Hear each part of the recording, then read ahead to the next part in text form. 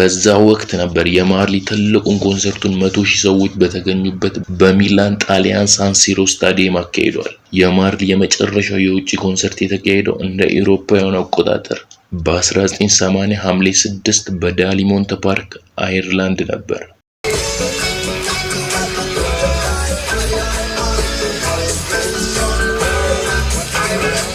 በ1984 ደግሞ ሌጀንድ ከሞተ በኋላ የተለቀቀው ይህ የተቀናበረ አልበም ብዙዎቹን የማርሊ ምርጥ ስራዎች ተሰባስቦ ሙዚቃውን ለአዳዲስ ትውልዶች አስተዋውቋል።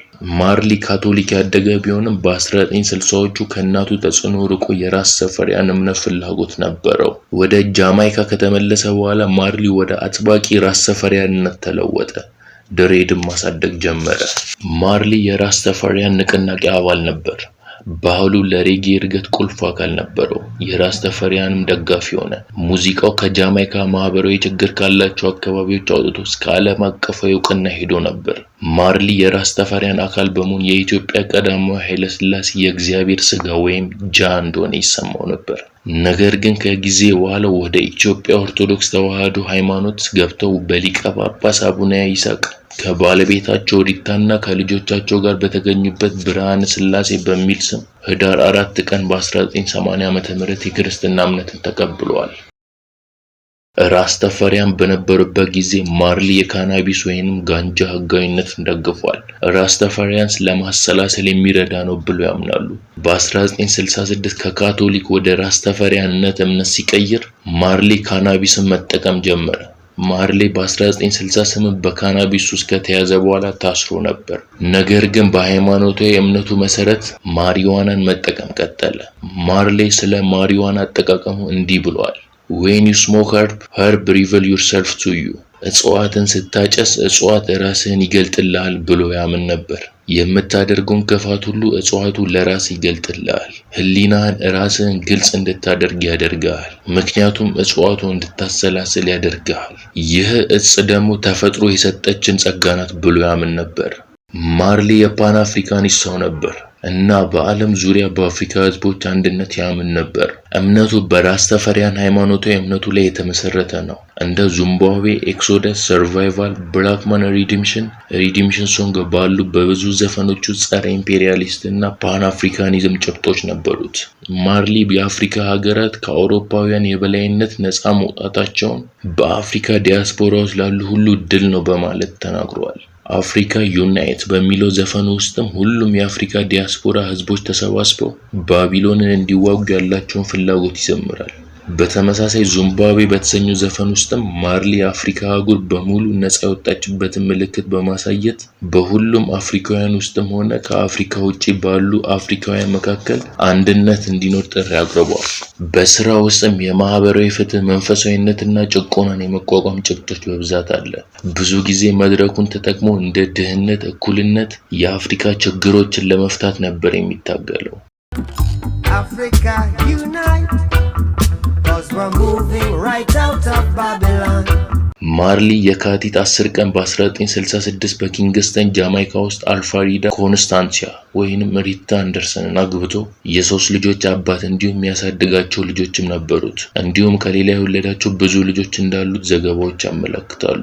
ከሙዚቃ በተጨማሪ እግር ኳስ በማርሊ ህይወት ውስጥ ትልቅ ሚና ተጫውቷል። ኳስ ከመጫወቻ ስፍራዎች በተጨማሪ በፓርኪንግ ቦታዎች፣ በሜዳዎች እና በቀረጻ ስቱዲዮዎችም ውስጥም ቢሆን ማርሊ ኳስ ከመጫወትና ከማየት ወደ ኋላ አይልም ነበር። የብራዚል ብሔራዊ ቡድንና የሳንቶስን ኮከብ ተጫዋች ፔሌ አድናቂ ነበር። እንዲሁም ደግሞ የእንግሊዝ እግር ኳስ ክለብ የሆነው ቶተንሃም ሆትስፐርስ ደጋፊ ነበር።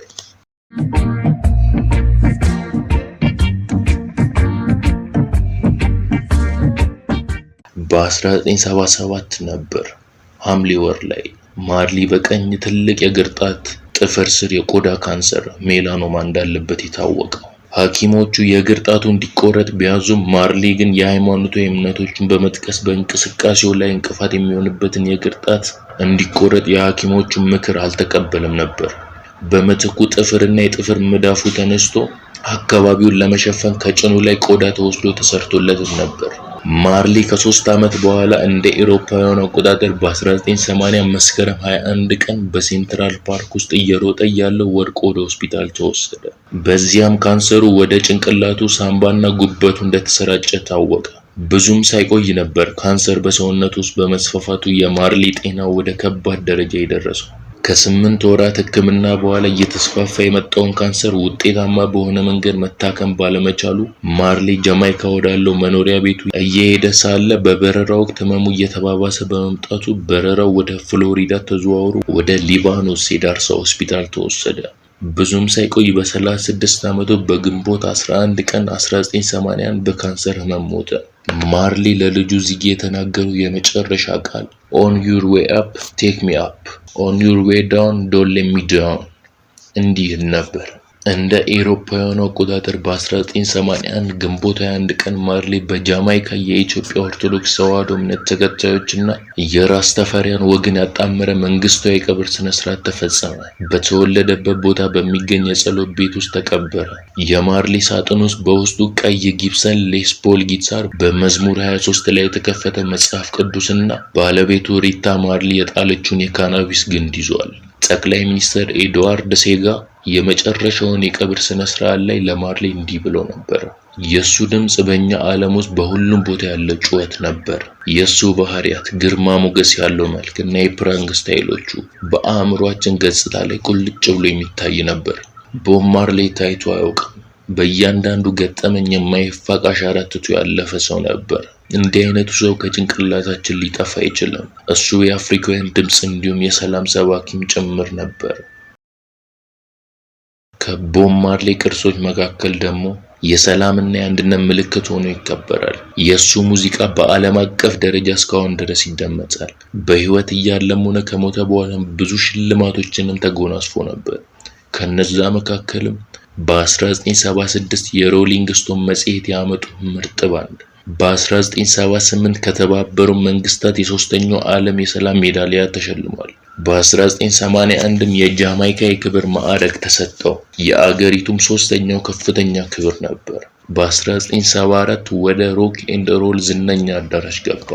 በ1999 የክፍለ ዘመኑ ምርጥ አልበም ኤክሶደስ በታይም መጽሔት፣ በ2001 በሆሊውድ ዝና ላይ ያለ ኮከብ፣ በዛው ዓመት የግራሚ የህይወት ዘመን ሽልማት ተሸላሚ፣ በ2004 ሮሊንግ ስቶን የምንጊዜው 100 ምርጥ አርቲስቶች ዝርዝር ውስጥ 11ኛ ደረጃ ላይ አስቀምጦታል። በዩናይትድ ኪንግደም የሙዚቃ አዳራሽ ውስጥ ከገቡት የመጀመሪያዎቹ ሰዎች መካከልም ነበር። ዋን ላቭ የሚሊኒየም ዘፈን ተብሎ በቢቢሲ በ2010 ወደ ግራሚ ሆል ኦፍ ፌም የመጀመሪያው የሬጌ አልበም የገባው ከቼፍ ፋየር። የማርሊ ፍቅር፣ የተስፋና የተቃውሞ መልእክት በዓለም ዙሪያ ሰዎችን ማነሳሳቱን ዛሬም ድረስ ቀጥሏል። ቦብ ማርሊ በሙዚቃ በባህል ላይ የሚያሳድረው ተጽዕኖ አሁንም ከፍተኛ በመሆኑ በታሪክ ውስጥ ከፍተኛ ተደማጭነት ካላቸው ሙዚቀኞች አንዱ ያደርገዋል። ማርሊንን ለማስታወስ በኪንግስተን ውስጥ በአርተር ዊንት ድራይቭ ላይ ከብሔራዊ ስቴዲየም ቀጥሎ ሐውልት ቆሞለታል። እንዲሁም በኒውዮርክ ጎዳና ተሰይሞለታል። በሰርቢያም ሐውልት ቆሞለታል። በዓለም አቀፍ ደረጃ የማርሊ መልእክት በተለያዩ የአገሬው ተወላጆች ማህበረሰቦች መካከል ማስተጋባቱን ዛሬም ድረስ ቀጥሏል። ለምሳሌ የአሜሪካ ተወላጅ የሆነው የሆፒና የሃቫሱፓይ ጎሳ አባላት ስራውን ያከብራሉ። በህንድ ውስጥም ለማርሊ ብዙ ምስጋናዎች አሉ። ምግብ ቤቶች፣ ሆቴሎች የባህል ፌስቲቫሎችንም ያከብራሉ።